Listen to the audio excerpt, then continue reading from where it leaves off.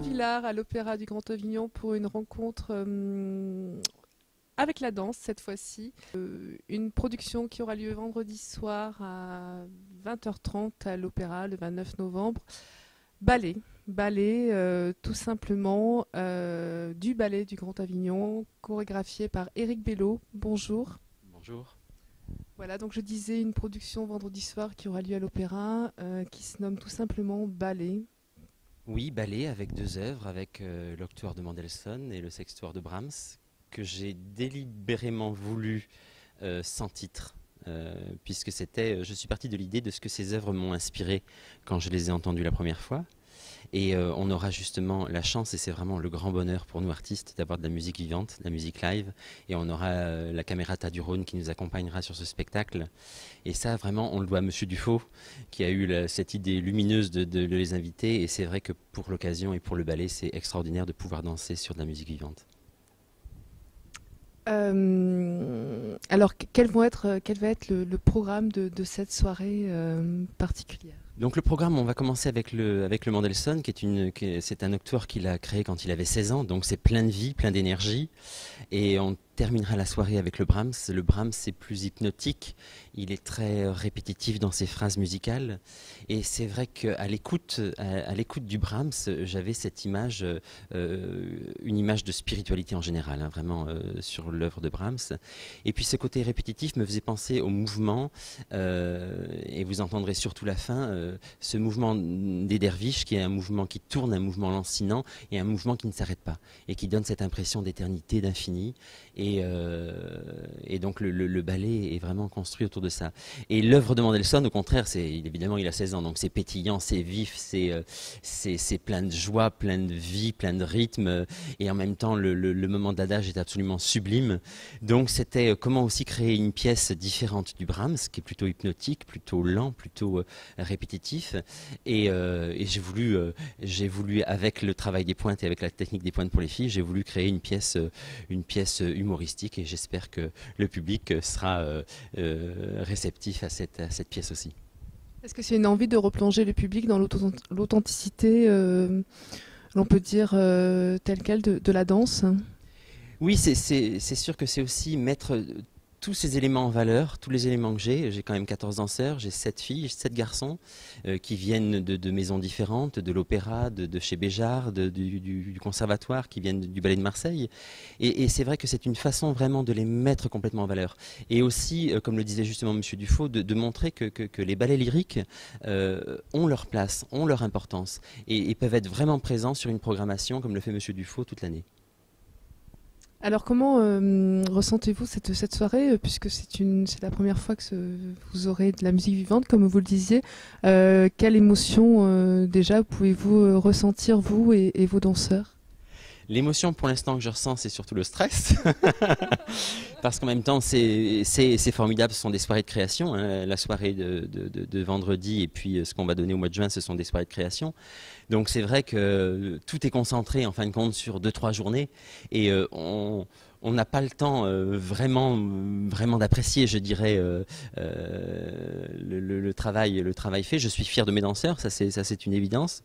J'en suis très fier parce qu'on travaille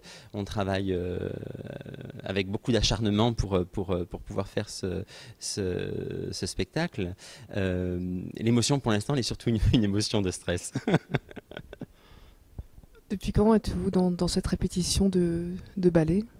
Depuis cette semaine à peu près, entrecoupé avec bon, on a retrouvé Françoise Degnaud, qui est donc la chorégraphe baroque, qui est venue les voir il y a 3 semaines. Voilà, à peu près cette semaine dans cet univers de musique, avec 2 univers complètement différents, avec des émotions à rendre différentes sur les 2 pièces. Et c'est vraiment ce que j'aimerais laisser aux spectateurs, au public, c'est leur laisser une impression. Voilà, si je devais qualifier cette soirée, ce serait une soirée peut-être impressionniste. Laissez une impression, laissez une touche, laissez une trace. Est-ce que vous arrivez, vous, en tant que chorégraphe, à justement aspirer les traces de chacun des danseurs pour essayer de rassembler le meilleur d'eux-mêmes et pour pouvoir laisser votre impression au public? Je ne conçois pas qu'on puisse travailler autrement donc en motivant chacun et en mettant chacun à l'honneur. On est 14 comme je vous le disais, et c'est vrai que je fais attention sur toute la saison et depuis des années à ce que chacun, à un moment donné dans la saison, dans les pièces qu'on fait, ait aussi un moment à lui, un moment où il est mis en avant, hein, notamment sur la soirée, sur le Mendelssohn, il y aura Beryl de Saint-Sauveur avec Sylvain Bouvier qui sont donc les solistes du Mendelssohn, et sur le Brahms, c'est Noémie Bontou et Harry Soto qui seront solistes. Mais il est certain que sur la programmation et dans les programmations qui vont venir, je me servirai aussi d'autres danseurs. Donc c'est vrai que chacun a aussi l'occasion d'être mis en avant. Et puis il est certain que c'est 14 individualités et que si on veut que ces individualités fonctionnent dans un groupe, on est obligé aussi, enfin on est obligé, je ne sens pas ça comme une obligation parce que chez moi ça vient naturellement, mais on doit faire attention à chacun.